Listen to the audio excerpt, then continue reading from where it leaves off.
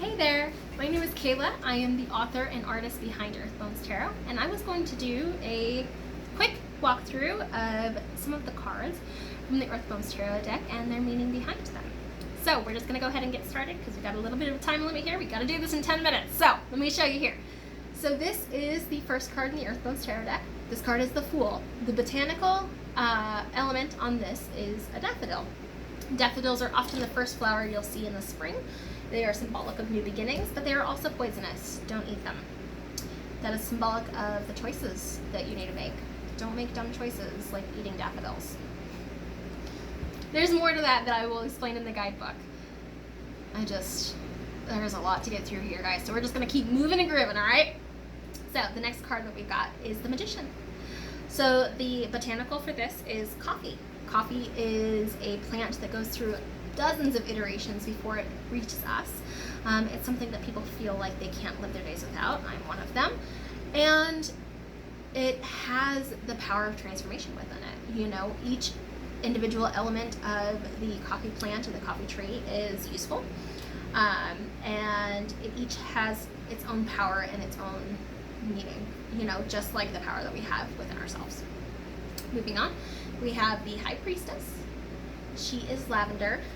The High Priestess is a card that, you know, is very representative of strong but calm feminine power. You know, she's there and it's quiet. You know, you may not hear her fly behind you. You know, she's an owl on silent wings. She's the soft lavender that is almost overpowering with scent, but relaxing at the same time.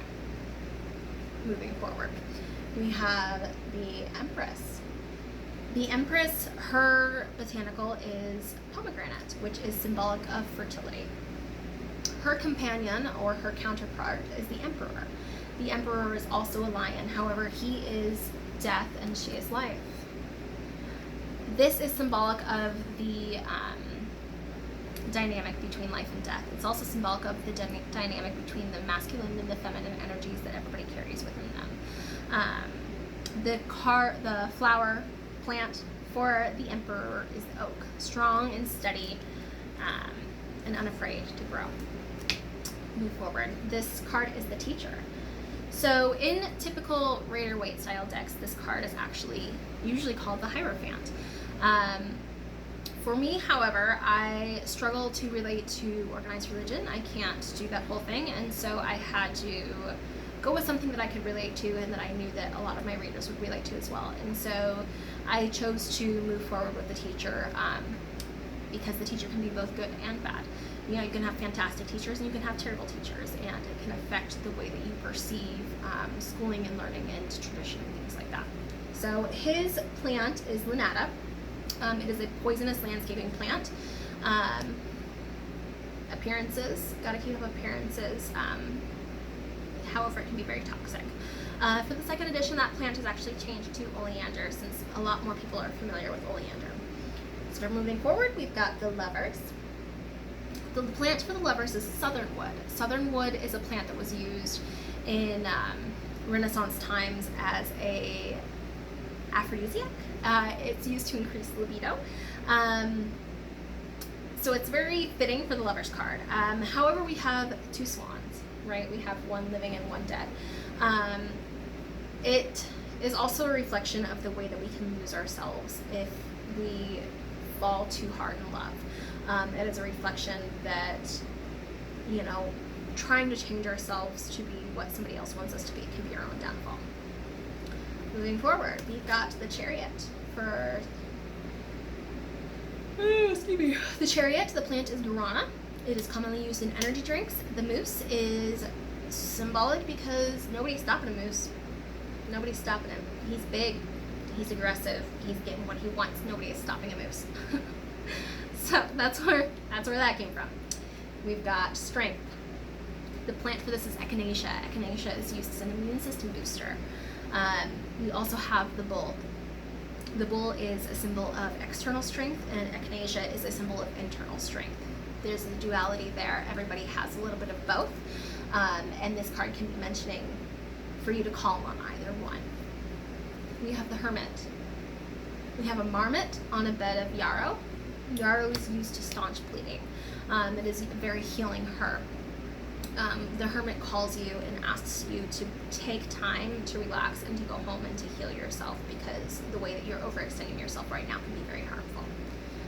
We have the Wheel of Fortune. We have laurel, which was one of the crowns that Julius Caesar wore when he was stabbed in the back. And then we have a rabbit's foot. This is the card of luck. Unfortunately, this rabbit wasn't very lucky, but maybe you will be. We have justice. The flower here is morning glory. Morning glory has a root that is often harvested and called St. John the Conqueror's root that is used in truth potions and is used to get to the root of the problem. Justice will always be just, and it may not always go in your favor. That's why we have the scales. They can be tipped either way, depending on the decisions that you've made to get to this point. So if things are going wrong, justice may not be on your side in this situation. We have the Hanged Man. Ginkgo is the plant for the Hanged Man. It asks you to take a different look at the situation. Ginkgo is used to help with vision, and the bat hangs upside down voluntarily. It looks at things from a completely different perspective. We have death.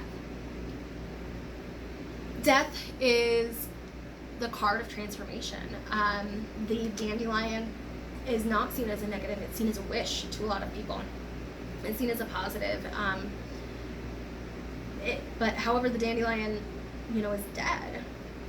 It can only be spread after it dies, just the same as death. It can be a beautiful thing, even if it's death. We've got temperance, the strong but quiet and even-tempered and mellow friend, or person, or you. It's just asking you to take a look and evaluate where you need to be even. We have the devil. So consumed with material that the ram grew so fat and so slothful that crystals began to grow. And crystals take a very long time to grow. It's asking you with the lily flower, which is symbolic of death. Is this going to be your downfall? Maybe this is too good to be true. We have the tower. Thistle is the plant here. Thistle can be useful, but you have to get past the very thorny exterior. In the same way that the tower is an unfortunate card, you're shot out of the sky, you're not expecting it, you are soaring high. Good things can happen, but it's really going to hurt for a little while first. We have the star. We have a gazelle that trusts her intuition. She's safe, she's protected, and she's in tune with her intuition, and so she knows that she's safe from the hunt. And she knows that, she can protect her young and take care of things. This is just the card to remind you to trust your intuition and to follow what your gut is telling you. We have the moon. We have a jasmine and a luna moth. Jasmine is said to bloom more sweetly at night. In the same way that, the moon comes out at night. It's symbolic of getting through a hard time and the light at the end of the tunnel. You must continue, you have to keep going, just go towards the light, go towards the moon, and you'll get to where you're trying to go. We have the sun. This card has had a major overhaul for the second edition of the deck, but the animal and the plant remains the same. We've got the sunflower and we've got the snake. Things are blooming, things are ready to be harvested, life is amazing, and the snake is out. Gotta get through this. 2 more cards. Okay, we've got judgment. You can be hurting yourself by judging yourself too harshly. You can be the one who's, stabbing your own self in the throat. The plant for this is juniper. And then we have the world, the cycle. The plant for this is peppercorn. Peppercorn was used, had wars fought over it, and now it's everywhere. And things change. Things are a cycle. So I've got like 15 seconds left. So bye. Thanks for listening. And I will cover the rest of the deck here later. Bye.